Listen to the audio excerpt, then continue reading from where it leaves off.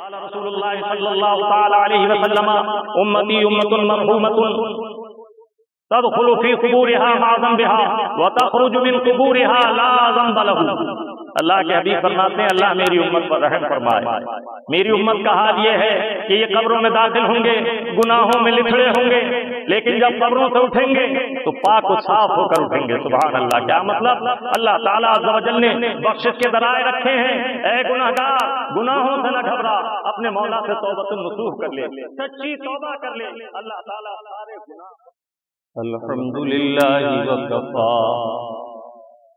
والصلاة والسلام على عباده الذين اصطفى خصوصا على نبيه وحبيبه سيدنا ومولانا وملجانا ومأوانا محمد المصطفى وعلى آله وصحابه الذين فازوا بالصدق والصفاء وعلينا معهم إلى يوم الجزاء۔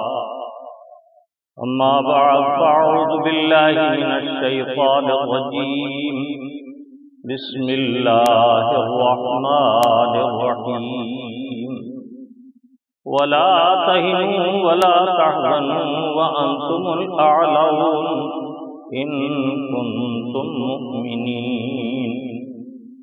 صدق الله مولانا العظيم وصدق رسوله النبي الأمين الكريم، ونحن على ذلك ما قال من الشاهدين والشاكرين، والحمد لله رب العالمين۔ سب سے پہلے انتہائی ادب و محبت کے ساتھ بارگاہ نبی اور آل نبی میں درود پاک کی نظر محبت پیش کیجیے۔ پڑھیے اللہم صلی علی سیدنا و شفیعنا و نبینا و مولانا محمد وعلی آل سیدنا و مولانا محمد کما تحب و ترضى بأن تصلی علیہ صلاۃ و سلام علیک یا سیدی یا رسول اللہ۔ ایک مرتبہ اور والہانہ انداز میں دہرائیں، صلی اللہ علی النبی الأمی وآلہ صلی اللہ علیہ وسلم، صلاۃ و سلام علیک یا سیدی یا رسول اللہ وعلی آلک واصحابک یا حبیب اللہ۔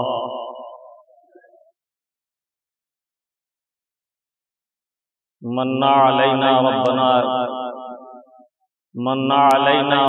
اذ بعث محمدا ایدہ بأیدہ ایدنا بأحمدا، ارسلہ مبشرا ارسلہ ممجدا، صلوا علیہ دائما صلوا علیہ سرمدا۔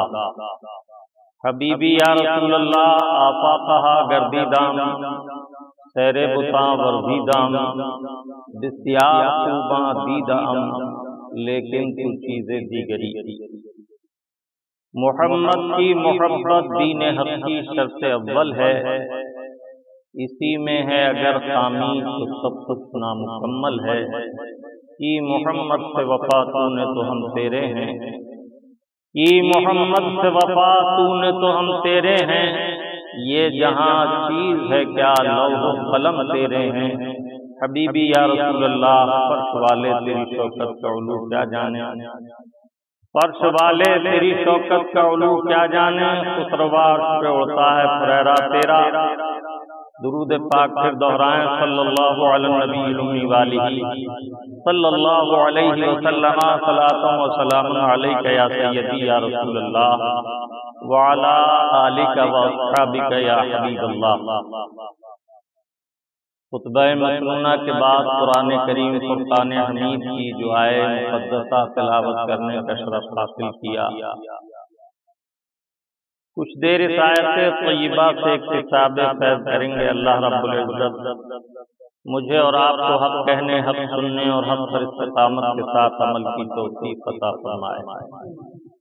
آپ کا پیارا رب عز و جل اپنے محبوب سے پیار کرتا ہے، اپنے محبوب سے محبت فرماتا ہے، اور قاعدہ ہے کہ محبوب کی ہر نسبت محبوب ہوتی ہے۔ تو اللہ کے حبیب سے اللہ تعالیٰ عز و جل کو محبت ہے، تو اس کے حبیب کی جو امت ہے وہ بھی اللہ رب العزت کی بارگاہ میں محبوب ہے۔ اور اللہ تعالیٰ عز و جل نے تمام انبیاء و مرسلین کے لیے احکام بھیجے، کتابیں نازل فرمائیں، ان پر انعامات و احسانات فرمائے، لیکن جیسا اکرام و کرم اپنے محبوب کی امت پر فرمایا وہ کسی اور امت کے لیے نہیں۔ یہ خصوصیت امت پاک مصطفیٰ صلی اللہ تعالی علیہ وسلم کی ہے۔ اللہ تعالیٰ ان کی غلامی کا سچا شرف عطا فرمائے اور ان کا سچا غلام بنا کر رکھے اور اطاعت کی توفیق عطا فرمائے۔ اس آیت طیبہ میں اللہ کے حبیب صلی اللہ تعالی علیہ وسلم کی امت کے لیے دلاسا ہے، تسلی ہے، تشفی ہے، وعدہ کرم ہے، وعدہ رحمت ہے، وعدہ فتح و نصرت ہے، اور اسے اللہ رب العزت نے اپنے محبوب کی سچی غلامی سے مشروط فرمایا۔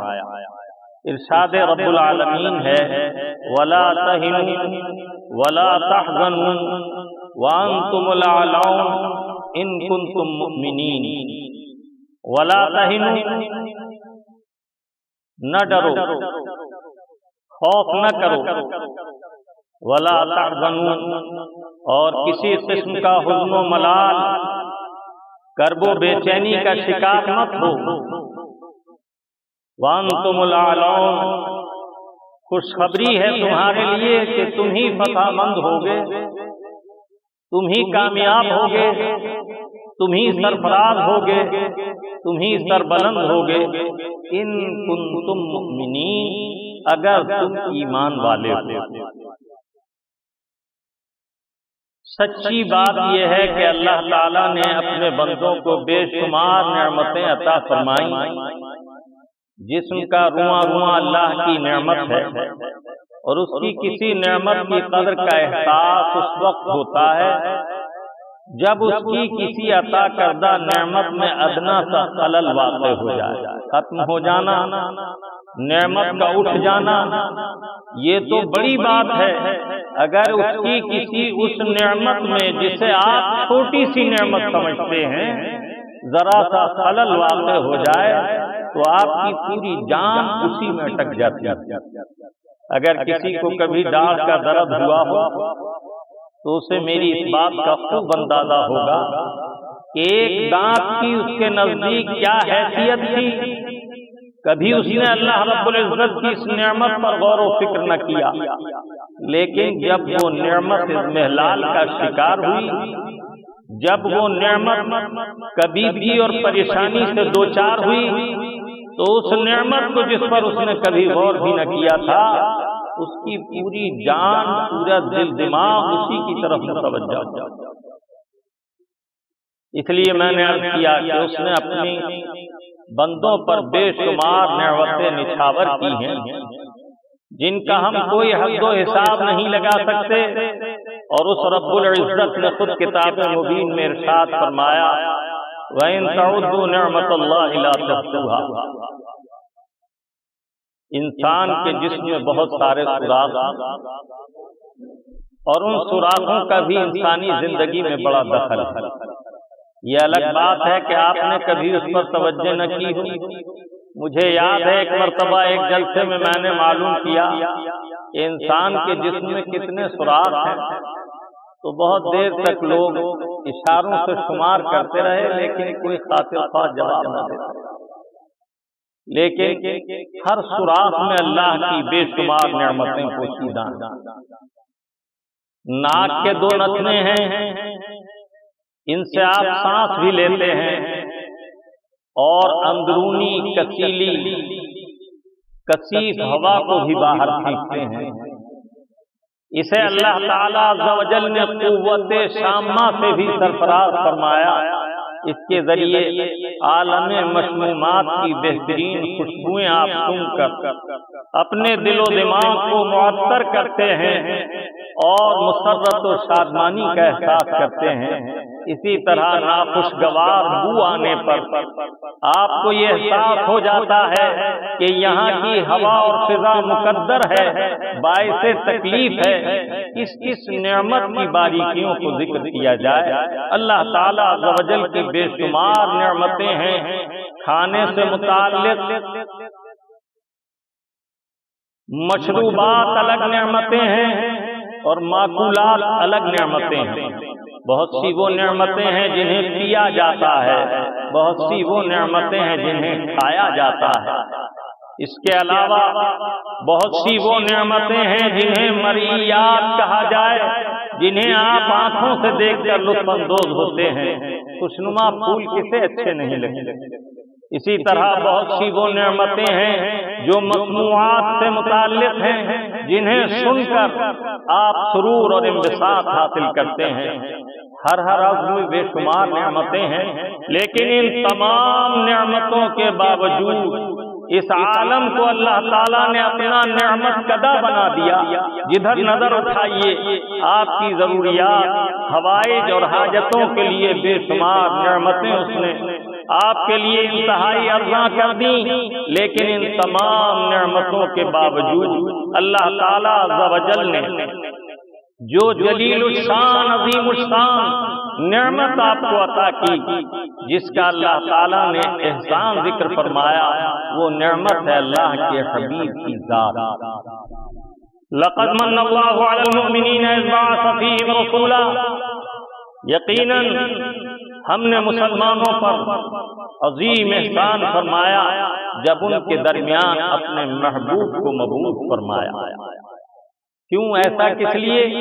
اس لیے کہ ہر نعمت بغیر تعلیمات مصطفیٰ کے باعث زحمت ہو سکتی تھی۔ اللہ تعالیٰ عز و جل کی ہر نعمت کو اللہ کے حبیب نے اس کے مقام اور اس کے تصرف کا بیان فرما کر نعمت بنا دیا۔ یہ سر اگر اللہ کے آگے جھکے تو یہ سر نعمتوں والا ہے۔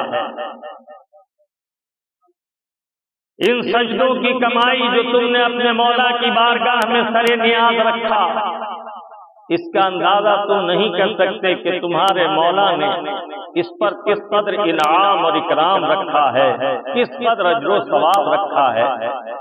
اس سے اور آگے بڑھیے، اگر یہ سر اللہ کے آگے جھکے تو نعمت ہے، اور اگر یہ غیر اللہ کے آگے جھک جائے تو زحمت ہے۔ آپ بڑے شوق سے عمدہ گھڑی خریدتے ہیں، اگر یہ صحیح وقت بتائے تو آپ کی کلائی کی زینت ہے۔ آپ بڑے شوق سے ضرورت پر اس کی طرف نگاہ کرتے ہیں، لیکن اگر اس کا مزاج بگڑ جائے تو یہ اب آپ کو اچھی نہیں لگتی، یہ اپنے کام سے آپ کو پریشان کرنے لگی، وقت صحیح نہیں بتاتی تو آپ اتار کر اسے ایک طرف ڈال دیں گے۔ بلا تشبیہ اللہ تعالیٰ عز و جل کی جتنی نعمتیں ہیں، اللہ کے حبیب نے ان نعمتوں کا تصرف بتایا، اور سچ پوچھئے تو نعمت عظمیٰ، نعمت کبریٰ، سب سے عظیم نعمت اللہ رب العالمین کا عرفان، اس کی معرفت، یہ بھی محبوب رحمان ہی کے دامن کرم سے لپٹ کر حاصل۔ اللہ رب العزت نے اپنے حبیب پاک صاحب الاولاد صلی اللہ تعالی علیہ وسلم کی نسبت سے ہمیں ایمان دیا، قرآن دیا، ایقان دیا، عرفان دیا۔ حد تو یہ ہے کہ رحمان بھی انہی کی وساطت سے ملا، اور یہی تخلیق انسانی کا اہم مقصد ہے۔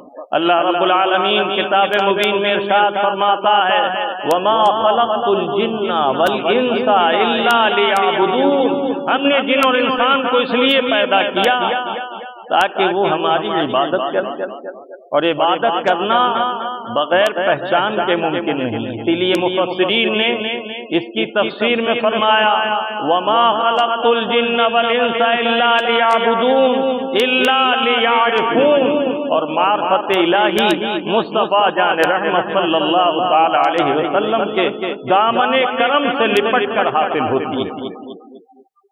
میں اکثر کہا کرتا ہوں کہ ایمانیات کی تعداد بہت زیادہ ہے،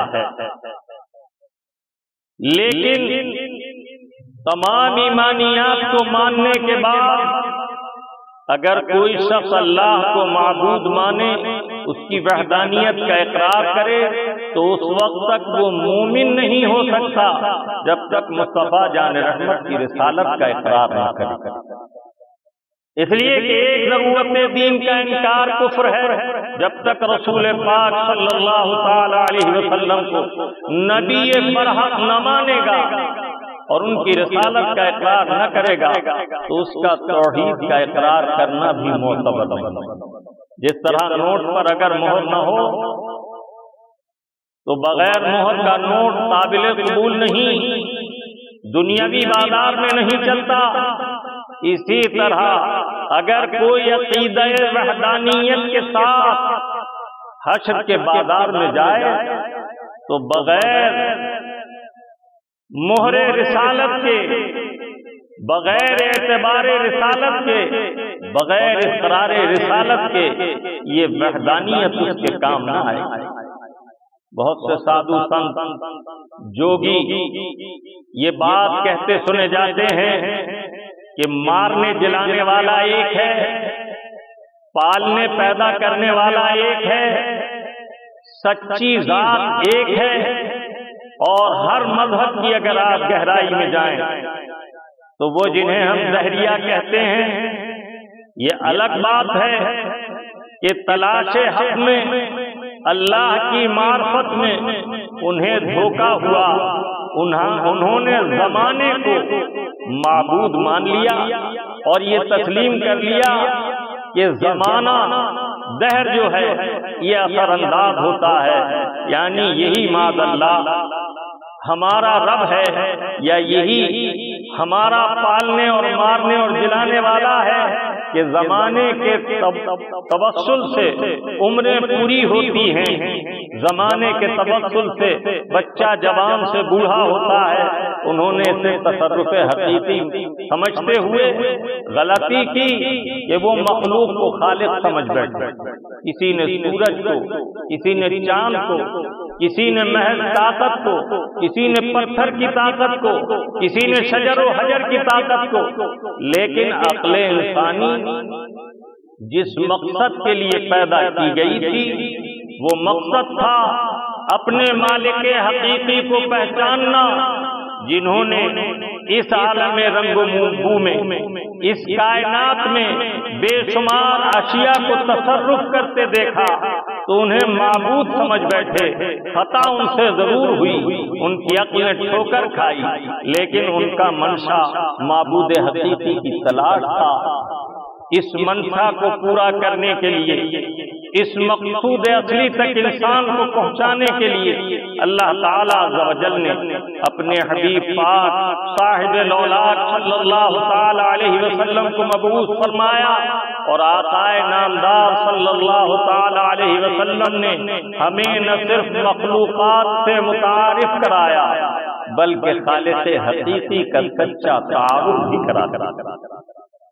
انہوں نے ہمیں بتایا کہ ساجد اور مسجود میں فرق کیا ہے، انہوں نے ہمیں بتایا کہ خالق و مخلوق میں فرق کیا ہے، انہوں نے ہمیں بتایا رازق و مرزوق میں فرق کیا ہے، اور خوب پہچان کرا دی، اللہ کی صفات سے آگاہی بخشی، یہاں تک کہ ہم نے اپنے معبود حقیقی کو جہاں تک عقل کی رسائی نہ تھی یؤمنون بالغیب کے تحت اللہ کے حبیب کی گواہی پر تسلیم کر لیا، اور اللہ تعالیٰ عز و جل نے اپنے حبیب کی تصدیق صادق اور اقرار لسانی کی وجہ سے ہمیں دولت ایمان عطا فرمایا۔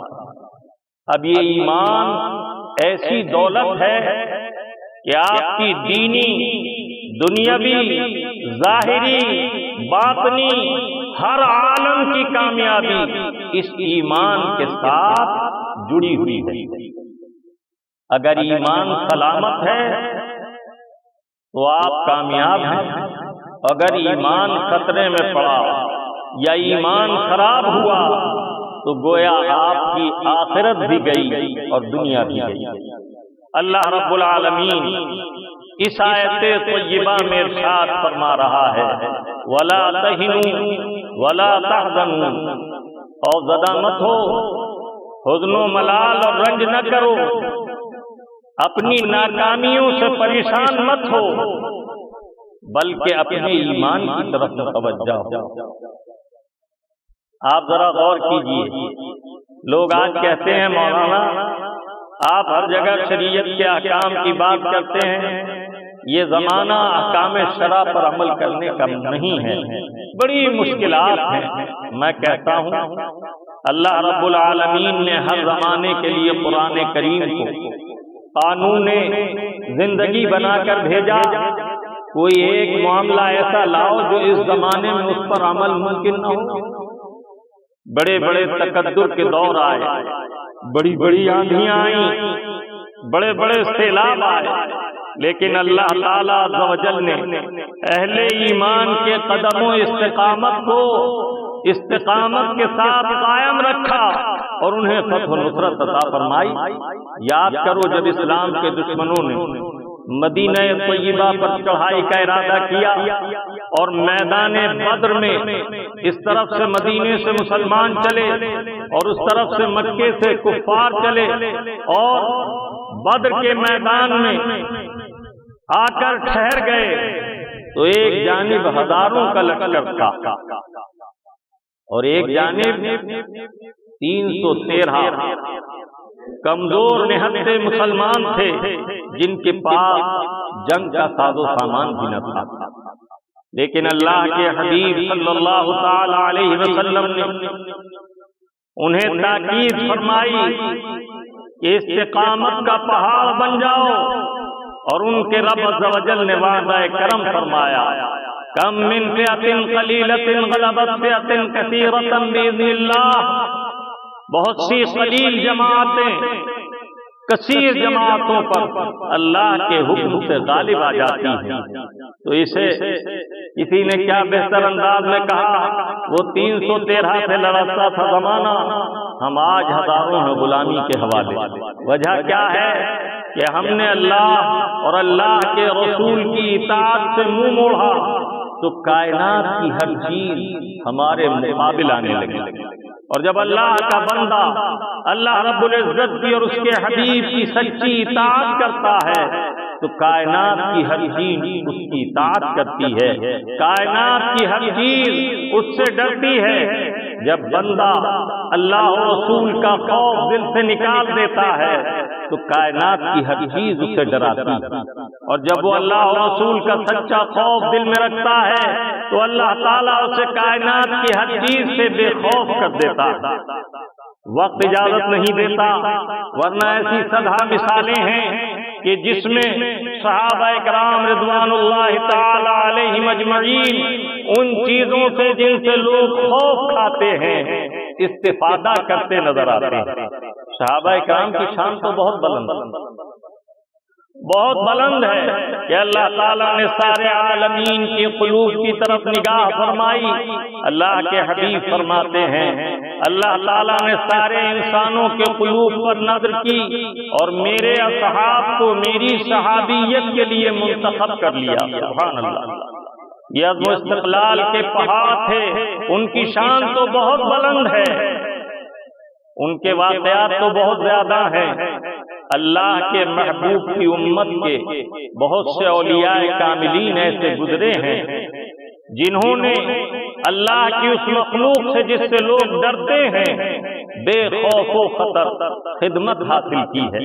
حضرت ابو الحسن خرقانی علیہ رحمت و رضوان کا مشہور واقعہ ہے کہ وہ جنگل سے کسب حلال کے لیے سوکھی لکڑیاں توڑ کر لاتے، جب وہ گٹھر باندھ کر تیار کر لیتے تو جنگل کا شیر دم ہلاتا ہوا آتا اور وہ بار انہیں نہ اٹھانے دیتا، وہ لکڑی کا گٹھر اس کی پشت پر رکھتے اور بیٹھ کر چل دیتے۔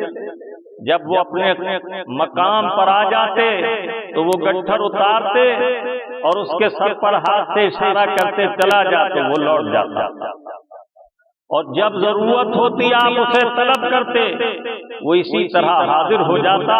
یہ ان کی کرامت تھی۔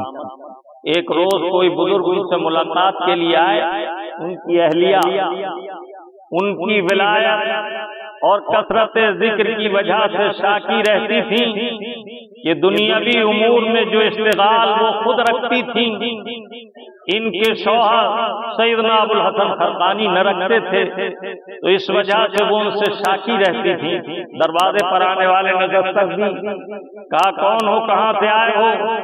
کہا میں فلاں شہر سے چل کر آیا ہوں، حضرت ابو الخرقانی سے ملنا ہے، ابو الحسن خرقانی سے ملنا ہے۔ انہوں نے جواب میں کہا تمہیں کسی نے غلط بتا دیا، یہ اصلاح کہاں ہے کہ ان سے ملنے آئے۔ آج بھی دنیا دار لوگ اللہ والوں پر اس طرح کی بےہودہ گوئی کرتے ہیں۔ وہ دل برداشتہ ہوئے اور کسی راہگیر سے معلوم کیا کہ سنا ہے یہاں ابو الحسن خرقانی کا مکان ہے۔ انہوں نے کہا یہ مکان ان کا ہے؟ کہا اس مکان سے تو کسی خاتون نے مجھے یہ جواب دیا۔ کہا ہاں ایسی ہی بات ہے، انہوں نے اپنے طریقے پر جواب دیا، لیکن وہ اللہ کے نیک بندے ہیں، آپ اس راستے پر انتظار کرو، وہ جنگل سے آتے نظر آئیں گے۔ جب حضرت سیدنا ابو الحسن خرقانی کے راستے پر وہ کھڑے ہو گئے، تھوڑی دیر بعد دیکھا کہ شیر پر لکڑی کا گٹھا رکھا ہے اور وہ اس کے بال پکڑے ہوئے ہیں اور وہ گھوڑے کی طرح چل رہا ہے۔ اس نے یہ منظر دور سے دیکھا تو سمجھ لیا کہ جیسا سنا تھا ویسا ہی پایا۔ حضرت ابو الحسن خرقانی جب اس کے قریب آئے تو آپ نے فرمایا گر نہ صبرمی کشیدے رد زن کہ کشیدے شیر نر بیگار من، اگر میں ایک دنیا دار کے تانوں پر صبر نہ کرتا تو یہ نر شیر میرا بوجھ کس طرح ڈھوتا۔ گویا اس کے دلی سوال کا جواب بھی دے دیا، لکڑیاں اتاری، اسے رخصت کیا اور پھر ملاقات کی۔ سبحان اللہ، میں نے یہ بات اس لیے ذکر کی درمیان میں حکایت کہ اللہ کے نیک بندے جب اللہ کے ہو جاتے ہیں تو اللہ کی ساری مخلوق ان کی ہو جاتی ہے۔ اس ہفتے میرے پاس بہت بھائی ایسے آئے جنہوں نے دنیاوی حالات اور لوگوں کے شکوے ذکر کیے۔ میں عرض کرتا ہوں کہ جب ہمارا رابطہ اور ہمارا واسطہ اپنے رب سے مضبوط ہو جاتا ہے تو مخلوق ہمارے لیے پریشان کن ثابت نہیں ہوتی، اور جہاں کہیں اللہ تعالیٰ امتحان لیتا ہے تو کسی خاص بندے پر بھی دنیاوی کتے بھونکتے ہیں، لیکن اس کے باوجود وہ انہیں نقصان نہیں پہنچا پاتے۔ اللہ رب العزت ارشاد فرما رہا ہے ایمان کی مضبوطی پر انحصار ہے سارے اعمال کا۔ ایمان درست ہے تو نماز درست ہے، روزہ درست ہے، حج بھی درست ہے، زکوٰۃ بھی درست ہے، خیرات بھی درست ہے، صدقات بھی درست ہیں۔ اور اگر ایمان کا دامن ہاتھ سے چھوٹا تو یہ سارے اعمال اکارت۔ یاد کرو ایک نمازی تھا جس نے بڑی نمازیں پڑھی، نمازوں میں کوئی کوتاہی نہ رکھی، ہزاروں برس کا نمازی، لیکن ایمان کو خراب کرنے والی ایک چیز نبی کی شان میں توہین کے کلمات بک دینا، وہ اس سے صادر آیا۔ جب اللہ تعالیٰ عز و جل نے تمام ملائکہ کو سجدے کا حکم دیا تو سارے فرشتوں نے سجدہ کیا، ابلیس اکڑ کر کھڑا ہو گیا، شیطان نے سجدہ نہیں کیا اور اسے توحید کا سبق یاد آیا، اس نے صاف انکار کر دیا، اور اس کے انکار کرنے پر اللہ تعالیٰ عز و جل نے اسے کفر کا حکم دیا اور اس کی نمازوں کی کوئی رعایت نہیں کی گئی۔ گیا شیطان مارا ایک سجدے کے نہ کرنے میں، اگر لاکھوں برس سجدے میں سر مارا تو کیا مارا؟ آپ کا رب عز و جل اسی لیے فرما رہا ہے پریشان نہ ہو، ناکامیوں سے دل برداشتہ مت ہو، بلکہ حق یہ ہے وَلَا تَهِنُوا وَلَا تَحْزَنُوا وَأَنْتُمُ الْأَعْلَوْنَ، گھبرانے کی ضرورت نہیں، رنجیدہ ہونے کی، پرملال ہونے کی ضرورت نہیں، تمہیں کامیابی نصیب ہوگی ان کنتم مومنین، اگر تم ایمان والے ہو۔ اپنے ایمان کا محاسبہ کرو۔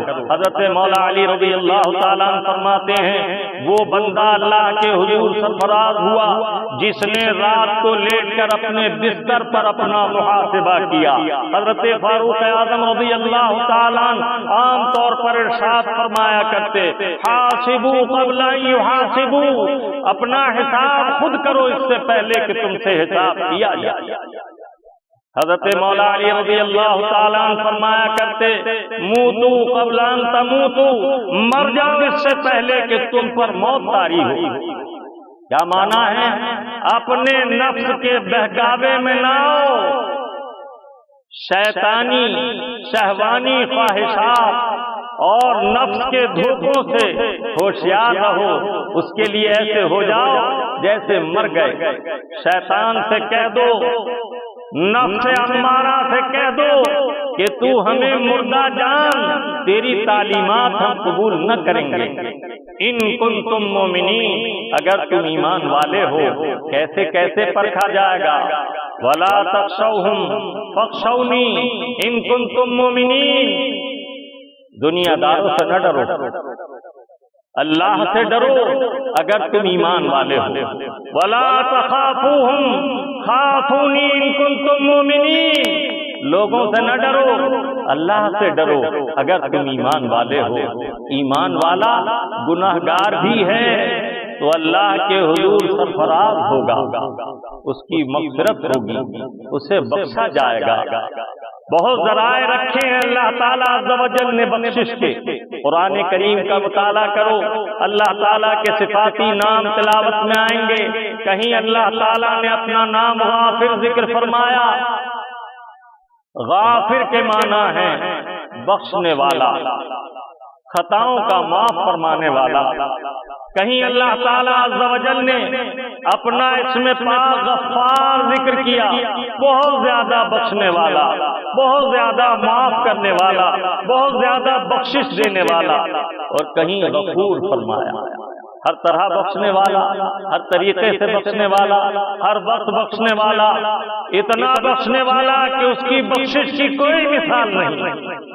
اللہ تعالیٰ عز و جل نے بہت ذریعے قائم کی ہیں بخشش کے۔ میرے آقا ایک حدیث طیبہ میں ارشاد فرماتے ہیں، قال رسول اللہ صلی اللہ تعالی علیہ وسلم، امتی امت مرحومۃ تدخل فی قبورها مع ذنبها وتخرج من قبورها لا ذنب له۔ اللہ کے حبیب فرماتے ہیں، اللہ میری امت پر رحم فرمائے۔ میری امت کا حال یہ ہے کہ یہ قبروں میں داخل ہوں گے، گناہوں میں لتھڑے ہوں گے، لیکن جب قبروں سے اٹھیں گے تو پاک و صاف ہو کر اٹھیں گے۔ سبحان اللہ! کیا مطلب؟ اللہ تعالیٰ عز و جل نے بخشش کے ذرائع رکھے ہیں۔ اے گناہگار، گناہوں سے نہ گھبرا، اپنے مولا سے توبۃ النصوح کر لے، سچی توبہ کر لے، اللہ تعالیٰ سارے گناہ بخش دے گا۔ میرے آقا فرماتے ہیں، التائب من الذنب کمن لا ذنب لہ، سچی توبہ کرنے والا ایسا ہو جاتا ہے جیسے اس نے گناہ کیا ہی نہیں۔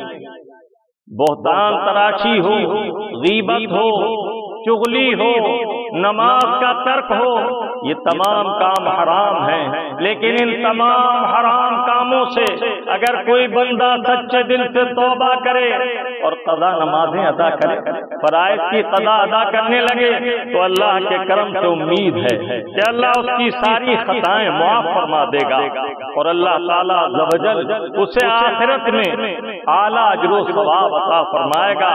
اللہ تعالیٰ عز و جل کے حبیب کے ارشاد کا مطلب یہ ہے کہ اس کریم نے تمہاری بخشش کے بہت ذریعے لکھے۔ ایک بچہ پیدا ہوا، اچھی تربیت کی، دین کی تعلیم دی، عقیدہ درست کر دیا، اب یہ تمام زندگی نیک کام کرتا رہا۔ باپ کا انتقال ہو گیا، قبر میں چلا گیا، اس بچے کی نیکیوں سے اللہ اسے اجر و ثواب عطا کرتا رہے گا۔ اسی طرح شاگرد کی نیکی استاد کو، مرید کی نیکی سے پیر کو، اور تمام علماء صلحاء اولیاء اللہ کی نیکیوں سے اللہ کے حبیب کو اجر و ثواب پہنچتا رہے گا۔ اللہ تعالیٰ کام اس دنیا میں کراتا ہے، اجر و ثواب آخرت میں۔ اس کریم کے کرم سے قربان جاؤ۔ جب بندہ مومن قبر میں جاتا ہے تو ایمان کی حفاظت پر سب سے زیادہ زور کیوں ہے؟ قبر میں حساب ایمان کا ہوگا، اعمال کا نہیں۔ من ربک کا، تیرا رب کون ہے؟ ما دینوں کا، تیرا دین کیا ہے؟ ما کنت تقول فی حق ھذا الرجل، حضور کو دکھا کر پوچھا جائے گا اس معزز ذات کے بارے میں تو کیا کہتا تھا دنیا میں؟ یہ سب تینوں سوال ایمان سے متعلق ہیں۔ من ربک؟ ربی اللہ، تیرا رب کون ہے؟ میرا رب اللہ ہے۔ ما دینوں کا، تیرا دین کیا ہے؟ دینی الاسلام، میرا دین اسلام ہے۔ ما کنت تقول فی حق ھذا الرجل، کیا کہتا ہے اس معزز ذات کے بارے میں، کیا کہتا تھا تو دنیا میں ان کے بارے میں؟ ھذا سیدی محمد رسول اللہ صلی اللہ تعالی علیہ وسلم۔ اگر تم آج ان کی تعریف کرتے ہو تو قبر میں بھی تعریف کرو گے۔ سرور کہوں کہ مالک و مولا کہوں انہیں، باغ خلیل کا گل زیبا کہوں انہیں، پہچان جاؤ گے۔ اور اگر یہاں ان کے دشمنوں سے ساز باز ہے تو وہاں بھی بیکار ہے معاملہ۔ اب دیکھو ایمان کا کس قدر اہتمام ہے کہ قبر میں ایمان کا حساب، اعمال کا نہیں۔ جانتے ہو یہ اعمال کا حساب قبر میں کیوں نہیں ہوگا؟ آج کل کے بھائی، چاہے وہ دینی بھائی ہو یا حقیقی بھائی، اللہ ان پر رحم کرے، اپنے بھائیوں پر تہمتیں لگاتے ہیں، طرح طرح کی باتیں کرتے ہیں، لیکن دیکھو شان والوں کا حال۔ حضرت یوسف علیہ السلام کے بھائیوں نے ان کے ساتھ بڑی زیادتیاں کی، اور ایک وقت آیا، اختصار سے عرض کر رہا ہوں کہ مصر میں، سارے عالم میں، آس پاس کے ممالک میں قحط تھا اور مصر سے غلہ بانٹا جا رہا تھا، تو اکناف عالم سے، اطراف عالم سے لوگ غلہ لینے کے لیے وہاں جا رہے تھے۔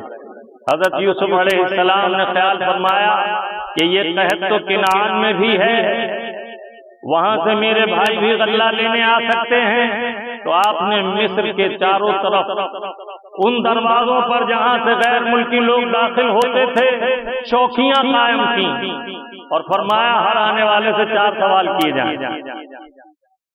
کہاں سے آئے ہو؟ مصر میں کیوں آئے ہو؟ یہاں کتنے دن قیام کرو گے؟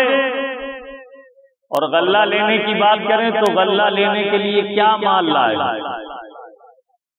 لیکن اسی وقت خیال فرمایا کہ میرے بھائی جس راستے سے کنعان کی طرف سے آئیں گے، اگر ان سے پوچھا گیا غلہ لینے کو کیا لائے ہو تو ان کی ستر پوشی نہ رہی، کمزوری حال کھل جائے، پردہ پوشی قائم رہے۔ تو حکم فرمایا کہ کنعان کی چوکی کا جو حاکم ہے وہ کنعان سے آنے والے لوگوں سے بس 3 سوال کرے گا۔ کہاں سے آئے ہو؟ مصر میں کتنے دن ٹھہرو گے؟ کس مقصد سے آئے ہو؟ غلہ لینے کو کیا لائے ہو یہ نہیں پوچھا جائے گا، یہ ہم خود پوچھ لیں گے ان سے۔ کریموں کے کرم کا انداز دیکھو، بلا تشبیہ اللہ کے حبیب کی امت سے اللہ رب العزت کو پیار ہے، تو ارشاد فرمایا کہ فرشتوں ہمارے محبوب کی امت کا معاملہ ہے، ایمان پوچھ لو جس پر سارا مدار ہے، اور اعمال مت پوچھنا، اعمال ان کے خراب ہوں یا اچھے ہوں یہ معاملہ ہمارے ان کے بیچ ہے، اعمال کا حساب ہم خود لیں گے۔ حدیث طیبہ میں ہے میرے آقا فرماتے ہیں مومن گناہگار بھی ہوگا، اگر ایمان بچا کر لے گیا تو اس کے اعمال نامے میں نیکیاں باہر سے پڑھی جا سکیں گی، باہر کی دادی اچھی اچھی نیکیاں لکھی ہوں گی، اور جو خراب گناہ ہوں گے وہ گناہ اندر لکھے جائیں گے، تاکہ امت محبوب خجلت سے باز رہے، شرمسار نہ ہو۔ وہ ستار ہے، اس نے کیسی پردہ پوشی کی ہے، ہمارے محبوب کی امت کا معاملہ ہے، ایمان سلامت لایا ہے یا نہیں، حق ہے اس کو یہ کہ غلام مصطفیٰ کہلائے، غلامی کا پٹا گردن میں ہے یا نہیں، بس امتی ہونے کی سند لے لو، مومن ہونے کے بارے میں سوال کر لو، باقی معاملہ ہم پر چھوڑو، ہم قیامت میں خود پوچھیں گے۔ اچھا جو نیکیاں ہوں گی وہ کھلے بندوں باہر سے نظر آئیں گی اور گناہ چھپا دیے جائیں گے۔ قرآن پڑھو، شامت عمل سے اگر مسلمان عذاب بھی دیا جائے گا تو رسوائی کا عذاب نہیں، دردناک عذاب نہیں، عذاب مہینہ اور عذاب علیمہ۔ یہ علیم و مہین عذاب جہاں جہاں قرآن میں ذکر ہوا یہ کافروں کے لیے۔